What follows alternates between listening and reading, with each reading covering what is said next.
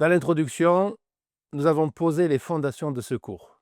Vous savez désormais pourquoi ce parcours back-end avancé est structuré comme il est et quels sont les grands axes que nous allons explorer ensemble. Donc commençons avec la notion centrale, les composants métiers côté serveur. Alors, vous le savez, ce sont eux qui vont faire vivre la logique métier de votre application.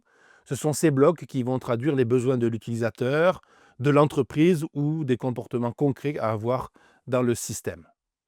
Mais qu'est-ce qu'un composant métier au final? Eh bien, c'est simplement une unité fonctionnelle qui va appliquer des règles de gestion qui seront spécifiques à un contexte donné. Par exemple, valider une commande, calculer un tarif, vérifier une autorisation d'accès tout simplement. Eh bien, chaque composant est autonome, il est responsable d'une action bien précise et ne doit pas faire plus que ce qu'on va lui demander. Donc, dans une architecture qui sera bien pensée, ces composants ne seront pas mélangés à la base de données ni au code de présentation, par exemple.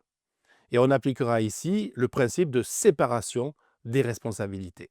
Vous voyez, le contrôleur va recevoir la requête, ensuite il va déléguer le traitement à un service métier qui va s'appuyer éventuellement sur un repository pour pouvoir interagir avec la base. Donc, c'est vraiment cette organisation qui va vous permettre d'avoir une application qui sera lisible, que vous pourrez tester et pourrez maintenir sur le long terme.